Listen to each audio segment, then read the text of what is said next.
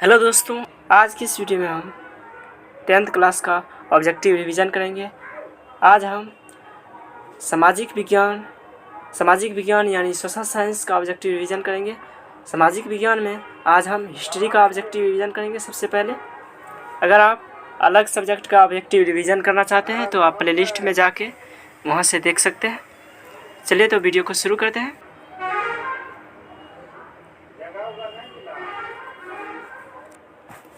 History में पहला chapter का नाम है यूरोप में राष्ट्रवाद। तो चलिए शुरू करते हैं। पहला प्रश्न है, प्रथम जेनेवा कन्वेंशन कब हुआ था? प्रथम जेनेवा कन्वेंशन कब हुआ था? 1864 ईस्वी में। कब हुआ था? 1864 ईस्वी में। अगला प्रश्न है, इटली का एकीकरण कब पूर्ण हुआ? इटली का एकीकरण 1871 में पूर्ण हुआ। इससे पहले 1871 में फ्रैंकफर्ट की संधि हुई थी। और अगला प्रश्न है, लुई फिलिप किस देश का शासक था? लुई फिलिप किस देश का शासक था? फ्रांस का। किस देश का? फ्रांस का।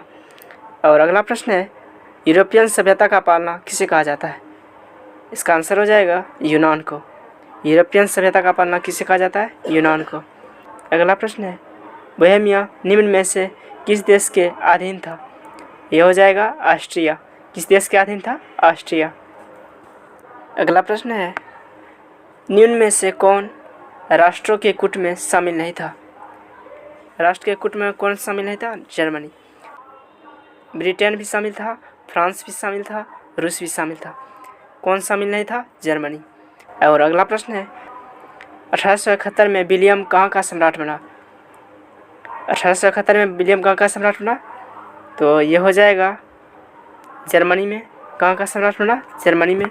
और अगला प्रश्न है, सार्डिनिया का राजा कौन था? सार्डिनिया का राजा कौन था? Victor Emmanuel. कौन था सार्डिनिया का राजा? Victor Emmanuel. और अगला प्रश्न है, इटली के एकीकरण का प्रमुख नायक कौन था? इटली के एकीकरण का प्रमुख नायक तीन आदमी था। उसका नाम था, एक का नाम था मेजनी, दूसरा का नाम था काउंट काबू और तीसरा का नाम था गेरिबाल्डी। यहाँ दिया गया है काबूर। काउंट काबूर भी कह सकते हैं, काबूर भी कह सकते हैं। इनमें से सभी हो जाएगा। क्या हो जाएगा? इनमें से सभी। जर्मनी का एकीकरण किया था बिस्मार्क, वो भी अकेले। अगला प्रश्न है,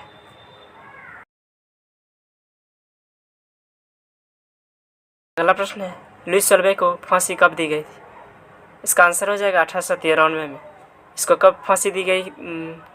लुईस सोल्वे को फांसी कब दी गई थी? 1893 में।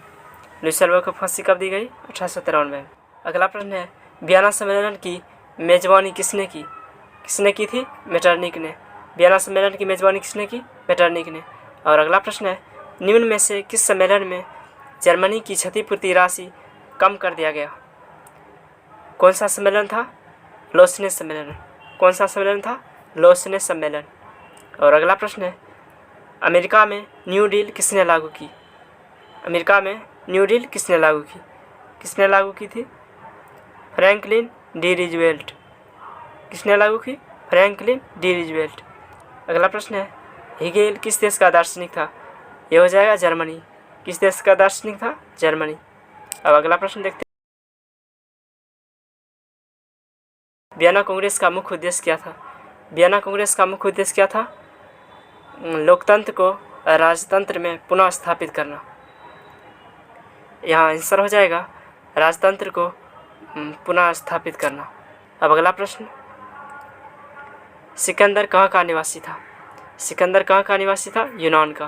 कहाँ का निवासी था? यूनान का। अगला प्रश्न है, फ्रांसीसी क्रांति कब हुई? फ्रांसीसी क्रांति कब हुई थी? 1789। अगला प्रश्न है, राष्ट्रीय आंदोलन का केंद्र जना विद्यालय कहाँ स्थित है? यह हो जाएगा जर्मनी में। कहाँ स्थित है? जर्मनी में। अगला प्रश्न है, कोसुत का संबंध किस देश से है? कोसुत का संबंध किस देश से है? यह हो जाएगा हंगरी से। किस देश से संबंध है? हंगरी से। अगला प्रश्न है, इटली तथा जर्मनी वर्तमान में किस महादेश के अंतर्गत आते हैं? यह हो जाएगा यूरोप। किस महादेश के अंतर्गत आते हैं? यूरोप। अगला प्रश्न है, फ्रांस में किस वंश की पूर्ण स्थापना वियना कांग्रेस द्वारा की गई थी? यह हो जाएगा पूर्व वंश की। किस वंश की गई थी? पूर्व वंश की। अगला प्रश्न है, मेजनी का संबंध किस संगठन से था? ये हो जाएगा कार्बोनरी। किस संगठन से था? कार्बोनरी। अगला प्रश्न है, इटली एवं जर्मनी के एकीकरण के विरुद्ध निम्न में से कौन था? ये हो जाएगा ऑस्ट्रिया। कौन था? ऑस्ट्रिया। उसके बाद है, काउंट काबू को विक्टर इमैनुअल ने किस पद पर नियुक्त किया था? ये हो जाएगा प्रधानमंत्री। किस पद पर नियुक्त किया था? प्रधानमंत्री। किस पद पर नियुक्त किया था? प्रधानमंत्री। अगला प्रश्न है, गेरिबाल्डी पेशे से क्या थे? नाविक। गेरिबाल्डी पेशे से क्या थे? नाविक। अब अगला प्रश्न है, जर्मन राइन राज का निर्माण किसने किया था? ये हो जाएगा नेपोलियन बोनापार्ट। किसने किया था? Napoleon Bonaparte. अब आगे देखते हैं, इसमें 51 ऑब्जेक्टिव है। पहला चैप्टर आज हम कंप्लीट कर लेंगे। जालबेरिन कैसी संस्था थी? ये हो जाएगा व्यापारियों की। कैसी संस्था थी? जालबेरिन व्यापारियों की। रक्त एवं लौह की नीति का अवलंबन किसने किया था? ये हो जाएगा बिस्मार्क ने। किसने किया था? बिस्मार्क ने। अगला प्रश्न है, फ्रैंकफर्ट की संधि कब हुई? फ्रैंकफर्ट की संधि 1871 में हुई। इसके बाद इटली का एकीकरण पूर्ण हो गया।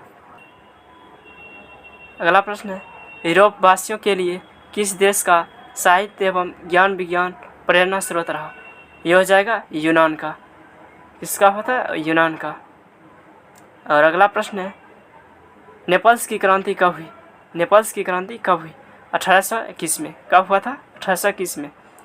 अगला प्रश्न है, चार्टिस्ट आंदोलन कहाँ हुआ था? चार्टिस्ट आंदोलन कहाँ हुआ था? इंग्लैंड में। कहाँ हुआ था? इंग्लैंड में। अगला प्रश्न है, यूनान को एक स्वतंत्र राष्ट्र घोषित किया कब किया था? 1832 में। कब किया था? 1832 में। अगला प्रश्न है, ऐतिहासिक द्वंद्ववाद की व्याख्या किसने की? इसका आंसर हो जाएगा हीगेल ने। किसने की? हीगेल ने। अगला प्रश्न है, एड्रियापोल की संधि कब हुई थी? एड्रियापोल की संधि कब हुई थी? 1829 में। एड्रियापोल की संधि कब हुई थी? 1829 में। अगला प्रश्न है, एड्रियापोल की संधि किन दोनों देश के बीच हुई? ये हो जाएगा तुर्की और रूस। किन दोनों देश के बीच हुई? तुर्की और रूस। अगला प्रश्न है, सेडान का युद्ध किन के बीच हुआ? ये हो जाएगा फ्रांस और पर्सा। क्या हो जाएगा? फ्रांस और पर्सा। किन के बीच हुआ था? फ्रांस और पर्सा। अगला प्रश्न है, किस देश का हंगरी पर पूरा आधिपत्य था? यह हो जाएगा ऑस्ट्रिया का। हंगरी पर पूर्ण आधिपत्य किसका था? ऑस्ट्रिया का। अगला प्रश्न है, पोलैंड के विद्रोह को किसने कुचल दिया? यह हो जाएगा रूस। किसने कुचल दिया? रूस। अगला प्रश्न है, सन 1870 में फ्रांस और पर्सा के बीच युद्ध कहाँ हुआ था? सेडान में। कहाँ हुआ था? सेडान में। किस युद्ध के बाद इटली का एकीकरण पूरा हुआ? यह हो जाएगा सेडान का युद्ध। सेडान का युद्ध। और अगला प्रश्न है, यंग इटली और यंग यूरोप की स्थापना किसने की थी? मेजनी ने। यंग यूरोप का संस्थापक कौन है? मेजनी। अब अगला प्रश्न है, यूरोप का मरीज किसे कहा जाता है? यूरोप का मरीज किसे कहा जाता है? तुर्की को। किसको कहा जाता है? तुर्की को। अगला प्रश्न है, वियना कांग्रेस कब हुआ था? वियना कांग्रेस कब हुआ था? 1815 में हुआ था। कब हुआ था? 1815 में। जर्मनी के एकीकरण का प्रमुख वास्तुकार कौन था? इसका आंसर हो जाएगा बिस्मार्क। कौन था? बिस्मार्क। कौन था? बिस्मार्क। और अगला प्रश्न है, इटली के एकीकरण में निम्न में से किसका संबंध नहीं है? इटली के एकीकरण में निम्न में से किसका संबंध नहीं है? बिस्मार्क का नहीं है। बिस्मार्क ने जर्मनी का एकीकरण किया था। और अगला प्रश्न है, 1830 की क्रांति के बाद फ्रांस में किस प्रकार का शासन स्थापित हुआ? कैसा शासन स्थापित हुआ? संवैधानिक राजतंत्र। संवैधानिक राजतंत्र। और अगला प्रश्न है, जर्मनी के एकीकरण के लिए कौन उत्तरदायी था? जर्मनी का एकीकरण किसने किया था? बिस्मार्क। उसके बाद है, 1871 में कौन संधि हुई थी? 1871 में फ्रैंकफर्ट की संधि हुई थी। किसकी संधि हुई थी? फ्रैंकफर्ट की।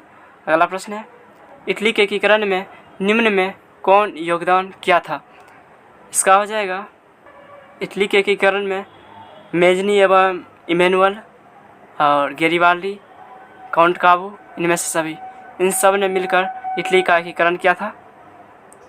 इसका आंसर हो जाएगा डी, इनमें से सभी। अगला प्रश्न है, रॉबर्ट वन कहाँ का निवासी था? यह था ब्रिटेन का। कहाँ का निवासी था? ब्रिटेन का। आज के लिए इतना ही। ऐसे ही हम एक चैप्टर का ऑब्जेक्टिव रिवीजन करते रहेंगे। अगर आपको पसंद आया हो तो लाइक कीजिएगा। आज के लिए इतना ही, एंड करते हैं।